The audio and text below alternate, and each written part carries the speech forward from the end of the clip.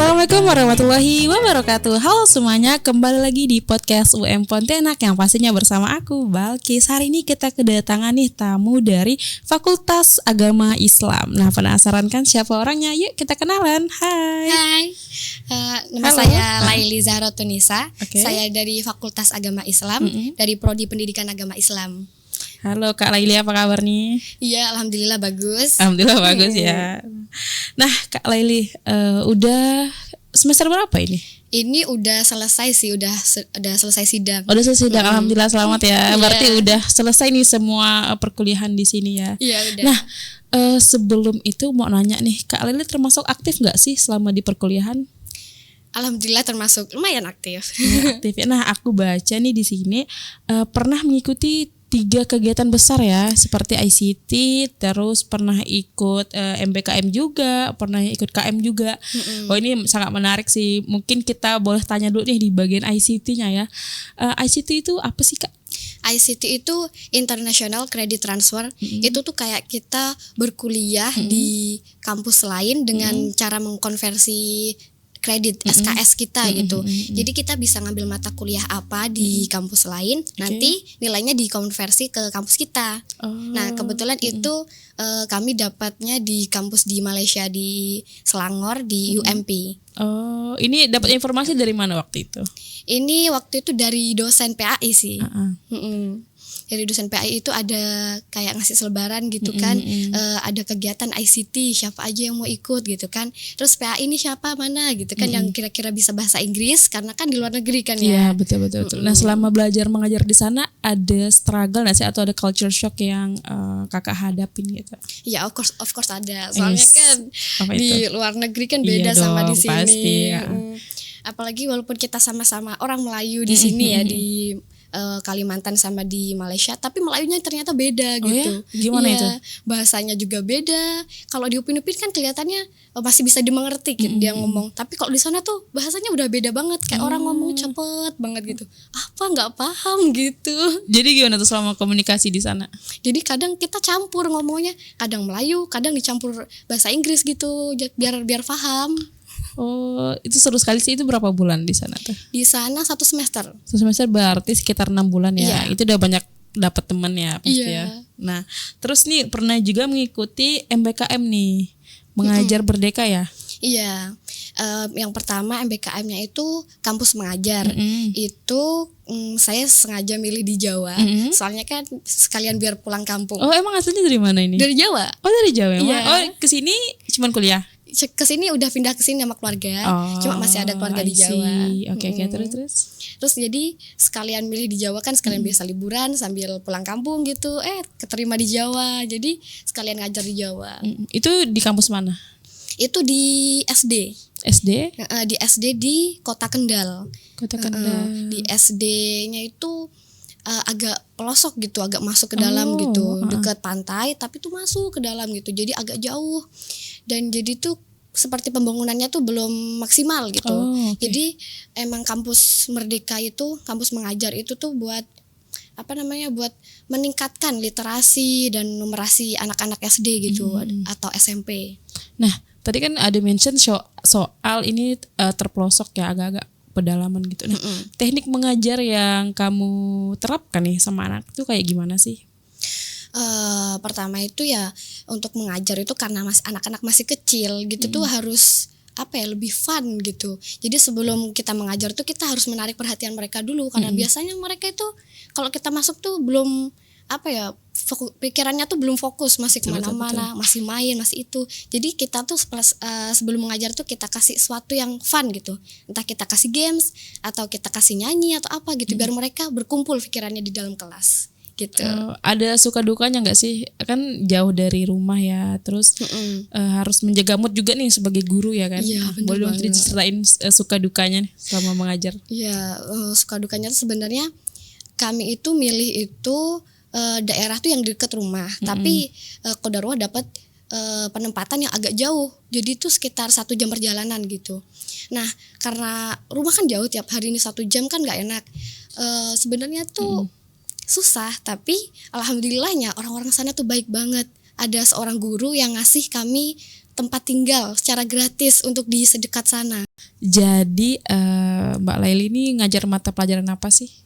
Sebenarnya KM itu kampus mengajar, itu enggak ke mengajar apa mata pelajaran. Sebenarnya kita itu tugasnya untuk meningkatkan literasi dan numerasi.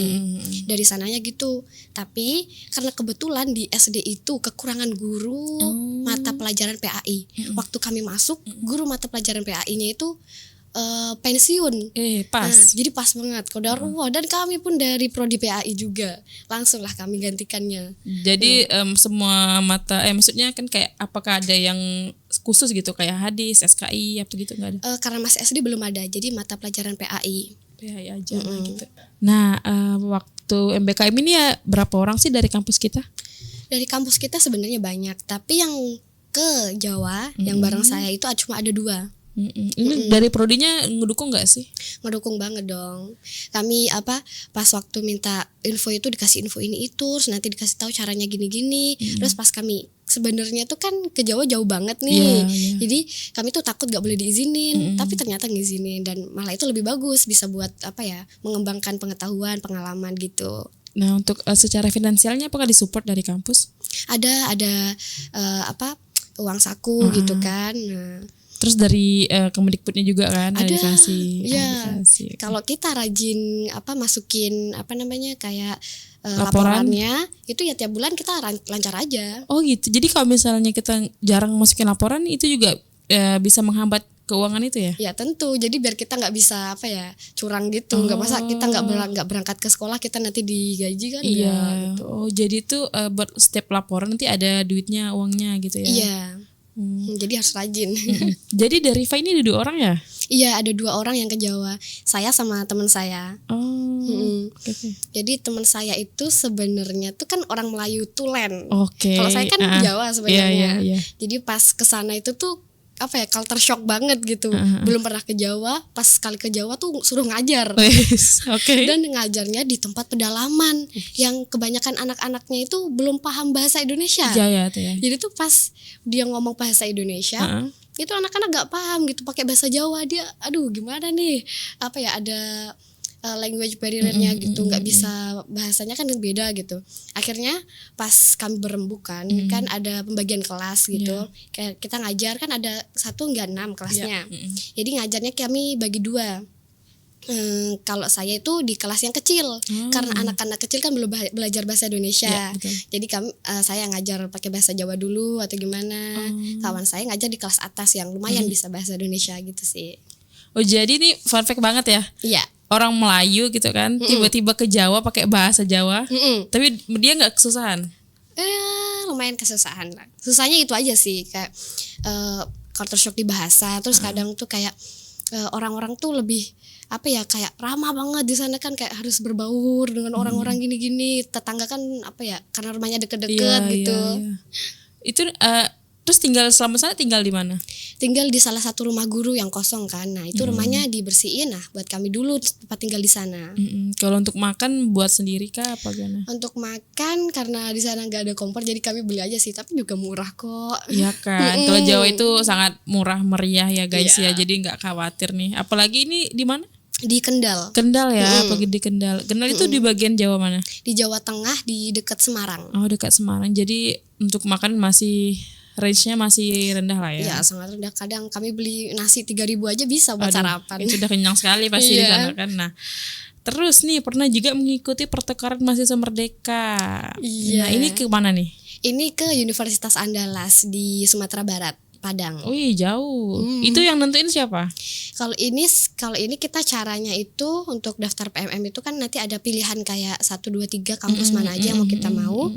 Nanti dari sananya yang kayak yang cocok yang mana gitu kan, nanti lolosnya di mana gitu, dan alhamdulillah lolosnya di Padang.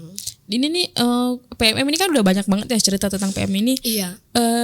Yang belum mungkin teman-teman di sana juga pengen tahu nih PMM ini dibuka setiap kapan sih gitu. PMM itu dibuka sama aja sama kayak KM itu dibuka setiap semester ada. Jadi sebelum semester selesai itu cari-cari aja infonya di Instagram itu Kampus Merdeka, pertukaran mahasiswa itu ada. Itu pasti ada infonya di situ ya. Iya ada. Untuk websitenya bisa cek di mana? Websitenya ada di bio, ada di bio Instagram mereka. Nah tuh teman-teman, jadi kan udah banyak nih teman-teman dari PMM cerita di sini kan, cuman belum dapatkan nih di notis bagian yang setiap kapan sih PMM itu dibuka gitu. Nah ini udah dapat info nih dari Mbak Laili ya. Nah oke Mbak, selama berkuliah nih juga ini kan ada aktif ya di organisasi juga, terus ikut kegiatan-kegiatan pertukaran pelajar seperti itu kan. Gimana sih cara membagi waktunya nih? Nah ini yang paling penting nih, membagi waktu antara kegiatan di luar gini kan sama yang di kampus. Yang paling penting itu sih kita harus pandai memprioritaskan gitu. Kadang tuh ada waktunya kita tuh pengen santai, ada waktunya kita pengen ambis gitu, pengen belajar terus, tapi kita harus tahu mana yang lebih penting buat kita. Kalau pengennya ikut kampus atau pengen ambis gitu, pengen dapat prestasi, ya tentu aja harus belajar yang didahuluin. Jadi sebelum kita bersenang-senang gitu, kita harus belajar dulu, pokoknya usaha dulu. Oke, nah itu harus usaha dulu ya, harus bisa cari prioritasnya nih. Nah, dari tadi dengerin Mbak Laili cerita ini seru sekali ya. Boleh dong kasih tips nih, gimana sih cara bisa lancar public speakingnya? Ini kayaknya beliau ini juga pernah ikut dakwah nih guys, akademi dakwah ya. Nah itu gimana sih cara membangun percaya diri gitu di dalam diri kita kan? Kan banyak nih teman-teman yang aduh malu kayaknya aku nggak pantas gitu. Iya. Caranya sih, kalau yang cara agak susah itu kalian harus percaya diri, of course ya. Benar, harus percaya diri. Cuma kadang banyak orang tuh yang susah banget percaya diri, kayak ada aja pikiran, aduh aku kayak gini deh kayaknya, aku kurang di sini. Nah caranya itu ya pura-pura aja percaya diri gitu. Gimana realitanya pura-pura percaya diri itu dari Mbak Laili sendiri? Ya pura-pura kayak aku tuh berharga tentang sesuatu gitu, aku berharga, jadi aku tuh bisa gitu. Jadi kayak walaupun sebenarnya kita nggak tahu nanti kedepannya bisa apa enggak, tapi percaya aja gitu, mungkin bisa gitu, coba pokoknya. Ngomong sendiri dulu mungkin ya. Oke. Nah terakhir nih Mbak Laili, boleh dong kasih tips dan trik nih sama teman-teman yang tetap kuliah namun juga berprestasi nih dan tetap aktif gitu.